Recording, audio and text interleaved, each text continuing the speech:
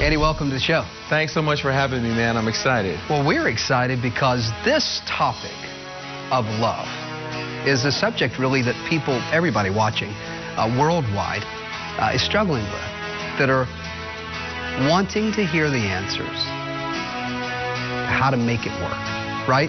So there's people watching that are looking for love, and maybe the wrong places, but are looking for it. They're desperate for it. They're lonely. They're wanting that companion, and they're wanting that companion to last. And they need to know how to find them. They need to know the steps to find that perfect mate. Then there are people that have been married a while, and maybe they're not as happy as they once were. Maybe they look in the mirror and they don't look as good, and maybe the person they're with doesn't look as good, and they're really trying to keep it together. Yeah. But then there's a whole ocean of people that are married that are in fear that the marriage won't last. Because you look at the statistics, Andy, and the amount of people that are married past the first year or stayed married past the first year is abysmal in comparison to where it was a decade ago, 20 years ago. My grandparents stayed. Everybody was married and had 13 kids. Today, you're lucky to find anybody that stays married past a year. So will this book, Real Love, address those three categories for people watching? Will it help me find a mate? Will it help me keep my mate? Will it help me build the kind of marriage that lasts? No doubt about it. I mean, first of all, we have to understand that the desire for a lasting relationship is a great thing. And of course, a part of the challenge that we're dealing with is that when the family is unstable, it just creates instability in every area of a person's life. And one of the main things I address in the book is that the aim of dating really should be a long-lasting relationship. You shouldn't be dating just for fun. You shouldn't just be dating just because the girl's hot. You shouldn't just date just because the guy has big feet. Got it. You know, you shouldn't date just because, you know, we're having fun right now. You know, it's kind of cool. You know, that's a part of the reason why marriages end up kind of sticky, because they start together for the wrong reasons. We fall in love. Got it. You know, and it's almost accidental. You know, like, well, you know, I've been with her a year, and you know, what am I going to do? And it's, are we compatible? Do we get along? Do we really relate? And so part of what I really do talk about in the book is the things that you need to be in agreement about. And when I talk about those 5 things, I'll tell you there's 5 things you need to be in agreement about. When I talk about those 5 things, I talk about them from a dating perspective. If you're dating somebody, you meet somebody, you think he's cute, you think she's cute, you're dating, I say, before you jump all into bed with one another, before you start rubbing oil on each other, first talk and share and relate. And the same thing that you talk about dating in agreement is the exact same thing, where if you take these 5 things and you apply them to your marriage, then you could say, all right, part of the reason why I'm having challenges in my marriage is because I have a disagreement. We have a disagreement in one of these 5 areas, and it can be a way to revolutionize your marriage. It can help you to avoid being in a situation with somebody where you just don't agree. If you're fighting all the time, it doesn't matter how mature you are, how intelligent you are, how smart you are. If you do enough communicating about something that you don't agree about, stuff's going to get nasty. Sure. It's going to get tough. Andy, let's go back to the dating model for just a moment. And let's stay on the subject of sex. Sure. Because real love, and by the way, this book just scratches the surface. Right. I mean, what I discovered was that this book is just the key to an entire series, an entire collection, where you break down subject by subject by subject in areas of dating, marriage, staying married. But sex is a center point. Right. Just like you deal with men in Real Love, in the series of Real Love, that they need to understand the value of sex in the relationship. And in many ways, there's a lot of fathers watching right now that would want this series for their sons, that regardless of how they're hardwired, they need to understand the value of a woman. But you get pretty graphic, and you talk about women needing to understand their own value, and you just spoke about it. Is this what the experts allege that it is? It's the lack of a father in the home, or is this just as simple as a woman not understanding her value? I think it's combined. I think not having a father is a factor. You know, we start to, what affects what? You know, is it the lack of fathers that puts a woman in a situation where she doesn't understand her value? Or is it because women don't understand their value and so they're having sex with guys that maybe they're not compatible with, and so the guy isn't really going to stay because guys don't have a connection to their children the way mothers do? And this is one of the things that I say to women all the time, is I say, if your physical father is not in your life, okay, number one, you need to develop a relationship with God, because you do have a father, your heavenly father, okay? But what's more is, chances are, just because your physical father's not in your life does not mean that there's no guy around that can act as a father in your life. In your book, you talk about a scale called SMIRC. What is that all about? SMIRC is an acronym. The S is sex, the M is money, the I is intangibles, the little things. R, religion, K, kids. Go through that one more time. Sex. Sex. Money. Money. Intangibles, the small things. Got it. Religion, kids. Okay, so sex. We need to talk about what we're going to do, what we're not going to do, okay? If I believe a normal, healthy sexual relationship is every day, and you believe a normal, healthy sexual relationship is once a month, that's a big divide. We got a problem. We can't pray that away. We have to talk about sex. We have to talk about romance. We have to talk about that stuff. And you've got to talk about money. We got to talk about money. When we're talking about money, we're talking about how you spend your money. We're talking about, if I save and you spend, big problems, okay? When we're talking about money, we're also talking about career decisions. So you're not just talking about got to have a lot of money to get married. No. I'm saying you need to be in agreement about your money. You need to be in agreement about how you're going to spend your money. So how many, before we get to the I and the R and the K, I want to ask you, is this fundamentally why most marriages don't last? That they haven't spent the time on the front end to find out if they're in agreement? No doubt about it. There's not enough communication. There's not enough conversation. They don't actually talk about what happens. And if they do talk about it and they get to a point where they don't agree about it, they just say, well, they stop talking about it. They just table it. Well, they say, well, it'll work itself out. It'll work itself out. They cross their fingers and hope it's going to be all right. And it does work itself out. It ends up working itself into a divorce. Is what it is. You end up working yourself right out of a relationship. Right out of the relationship. So sex, money, intangibles. Intangibles. Intangibles. The little things like, how neat are you, or how clean are you, you know? So am I leaving hair in the sink? Got it. You know, that can really drive a woman crazy. And so, Andy, people are watching right now thinking, can't you just let some of this stuff go? I mean, some of the stuff you just got to look over. And you got to. I mean, that's a part of what you should be doing. You know, you want to do that, and you know, not to get stuff all mixed up, but it's one of the things that I say to women, that if you're going to keep a man, I mean, I got the answer for every woman to be able to keep their man. Okay. I can tell you exactly. Any woman that's watching this who's thinking, I have a man, I want to keep him, how can I keep him? I'll give you 3 S's. 3 S's to keep your man. If you can master these 3 S's, your man won't leave you, okay? The first S is sex. We talked about it, okay? Got it. The second S is slack. Slack. Slack. Slack is the ability to say, you know what? These underwear are sitting by this hamper for the gazillionth time, but this guy bought me flowers today. This guy just upgraded my diamond. I'm not saying anything to him. All guys are looking for slack. Wow. They want to feel like, you know what? You're not doing everything I want you to do, but it's okay because I understand that you're Shrek and I'm Fiona. There it is. So what I'm saying is slack. So the first S is sex, the second S is slack, and the third S, which is one of the most difficult ones, is silence. Silence. Okay? Women are communicators. It's a wonderful thing, okay? But they have 1,000 more words a day than guys, okay? And, of course, women want to talk, which is a wonderful thing about them. I'm not trying to say it's a terrible thing. But a lot of times, by the end of the day, we're kind of talked out. Sure. See, if we can do these things, if a woman can do that, sex, slack, and silence, she's got that. If a woman gives a guy slack, guys will talk about it. They'll talk about it. They'll tell their friends, dude, I got home yesterday. You won't believe what this woman did. Oh, my goodness.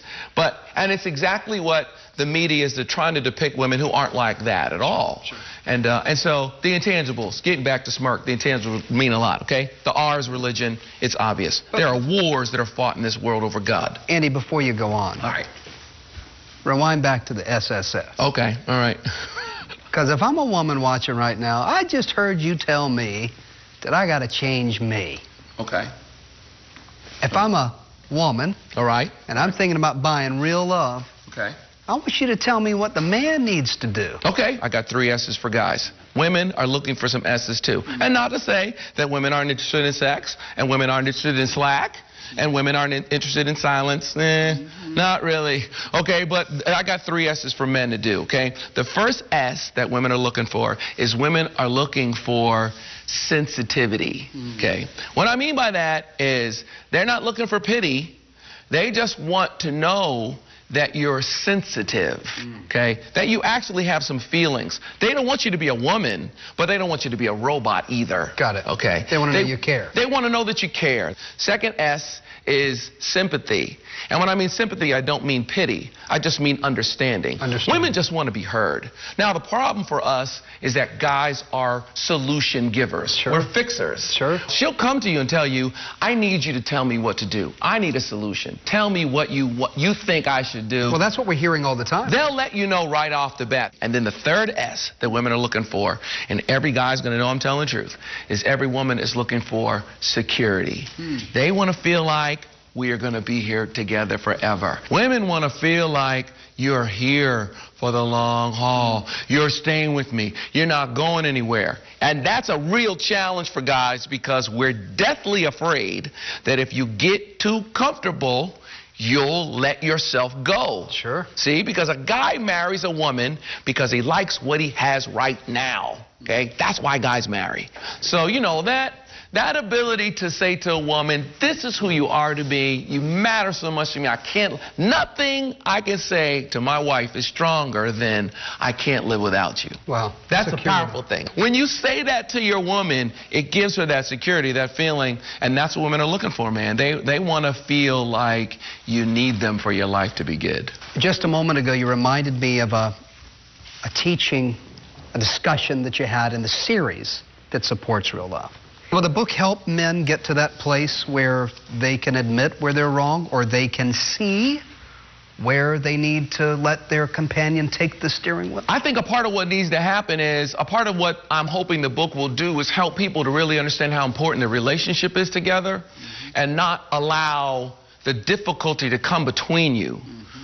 Because that's a part of what happens. We start to fight one another because of the difficulty. Right. There are so many answers in this book, very practical stuff, to just kind of say, well, listen, have you thought about it from this perspective? Sure. Have you actually talked about it? Have you actually thought to yourself, well, what's the real problem? Is it really us?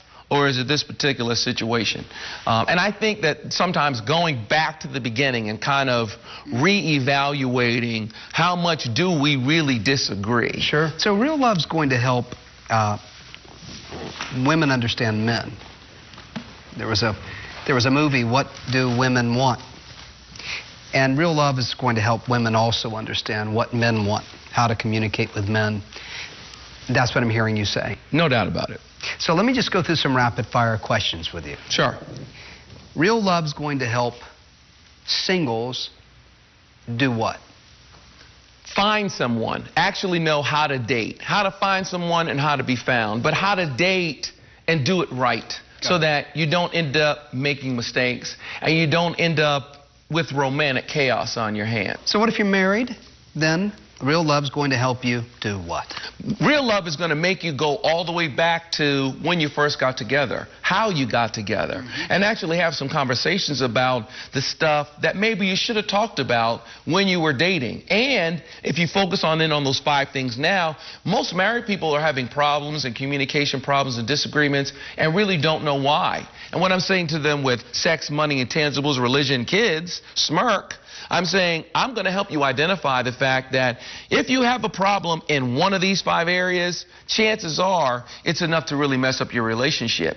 You wonder, why are we fighting all the time? Because as I said earlier, if we communicate too much about an area that we don't agree about, it's going to get nasty. Got it. For long enough. I don't care how mature you are. Sure. Okay? It's going to get ugly if we do it long enough. Sure. And so what I may need to do is sit down with a counselor and actually talk about our sex life, our romantic relationship life. Or we may actually need to sit down and talk to the counselor about the fact that I want to go to First Presbyterian and he wants to go to First Baptist Church, or he doesn't want to go to church at all, you know, or she doesn't want to go to my church, or, you know, I believe in tithing and she doesn't believe in tithing, or I believe in divine healing and he doesn't believe in divine healing.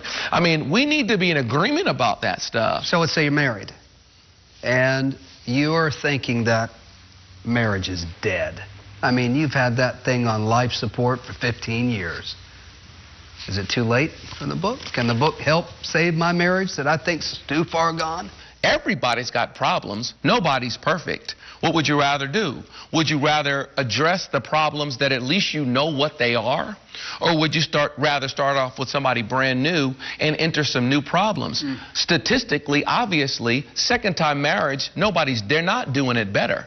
41% of first marriages, 63% of second marriages are ending in divorce. Yeah. And so what that means is that just because I get a new person doesn't mean that those problems go away. Got it. A lot of times, when you decide, okay, I'm going to work on my marriage, it's been 14 years, 15 years, I'm going to try to save it. Not only are you going to get that person to do some work, but you're going to work on yourself. Right. And in the working on yourself, you may find that a lot of the problem is you. Just because we've had problems for 15 years doesn't mean that those problems can't be solved. Right. And so this book could be the solution. No doubt about it. So this book could help a marriage diagnose the problems and then the tool to fix the problems in the marriage. This is not just a solution for someone trying to find the right mate. This is a tool to help someone determine if they're with the right mate. If somebody's dating somebody right now, they're very serious. If your daughter, your son is dating someone and they're very serious, you're looking at your child and they're very serious about this person, I would suggest that you give them this book, because what that book's going to do is it's going to make them really go through a diagnostic test when it comes to their relationship and really cause them to have some conversations that maybe they haven't had. Now, a lot of times people will talk about stuff like how many kids they want and what they'll name their kids. They do have some conversations like that. But you'd be surprised, probably you wouldn't be surprised, at how many people actually stay together even though he wants 5 kids and she only wants 1. Sure. Or she wants 8 kids and he doesn't want any. It's the questions they should be asking early. Face the small pain. That's right. So that they're not having to endure great pain later. And then understand that the answers really do mean something. Yeah. So this book will help you sort out what is important to you. This book will help you sort out the things that you're looking for. This book will help answer some questions, I think, a guide, if you will, for the things you're not looking for, and then how to deal with them. Andy, let's say that every woman in America watching right now says, I need this book. I need this book for me, and I need it for my significant other, right? But they're trying to figure out how to get their man to read this book. You talked earlier about, you know, men want to be respected. Women that want to come home and say, hey, I've got this book, you should read it, right? What do? I would say, well, start off by reading it yourself. Read the book. Take the woman, read the book, okay? Let the guy see it on your nightstand and you've read it. And as a result of reading it, change. You change. Become different. Fix yourself. Deal with you. Deal with your issues. And believe that as a result of that, I said it to guys too. I've said to guys, listen guys, this is what you need to do.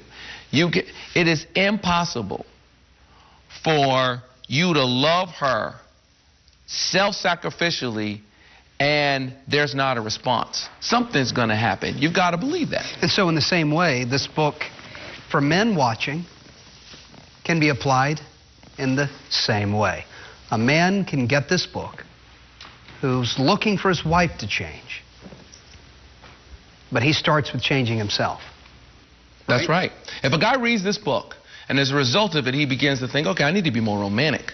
I need to buy more. I need to buy a card every now and then. No, I mean, I know guys who forget to get cards on her birthday or on Valentine's Day, which is insane. That's just totally negligent. But common. You're not handling your commodity properly. Right.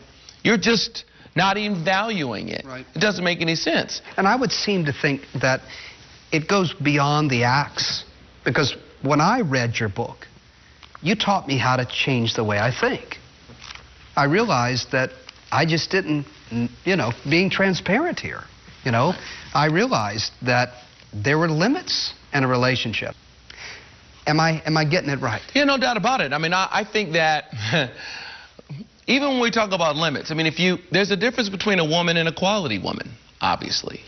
And, I've found that the last thing I want to do is take my quality woman and try to make her act like all the women that are not quality women. There are some things that my woman makes me do, and when I identify that, I realize, wow, this is a great woman. Yeah. This is a good woman. And so Real Love is a book that's going to help women identify who they are.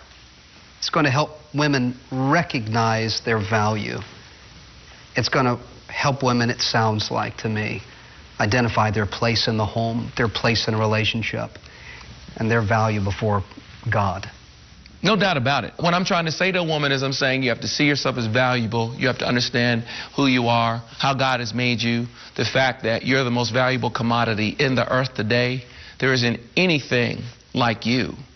And the experience that I can have with a woman, there's nothing like it. Yeah. Nothing even close. Nothing like the experience I can have with a woman. Nothing like it. And so, when you realize that, you recognize who God made you to be. Boy, if the book can just change that way of thinking, my, what it could change. Andy, I know there's a lot of people watching right now that are thinking, I need this book, not just for me, but for the person that I'm with. I think that this is going to help you find the right mate. I think it's going to help you work out the situations in your marriage right now with the mate that you have. The caption of the book is How to Avoid Romantic Chaos and Find the Path to Lasting Love. That's what we're looking for. We're looking for the love that can last. And you deserve that. Your life can be better. Your children can experience a different mom and dad. You can grow in your job. Maybe you can get your body in the right working order. There's so many things that will be the outpouring of being in the right relationship, and the relationship that God wants for you. So don't hesitate. Go to the phone. Take action now. Get this book. It's an easy read, but it's the kind of read that will change your life. We'll be right back after this break. Andy, I want to ask if you would look in the camera and tell everyone watching right now, as simple as you can, why this book is for now. This book is the answer. I know that you're wondering, how can I find real love? It is absolutely possible for you to find somebody that will love you forever. It is absolutely possible for your marriage to work. It is absolutely possible for you to find fulfillment in just one person. If you find real love, it'll change your life. And you'll be that person you always thought that you could be. And you'll find love, and it'll last forever. Thanks for being on the show today. Thanks. Had a great time.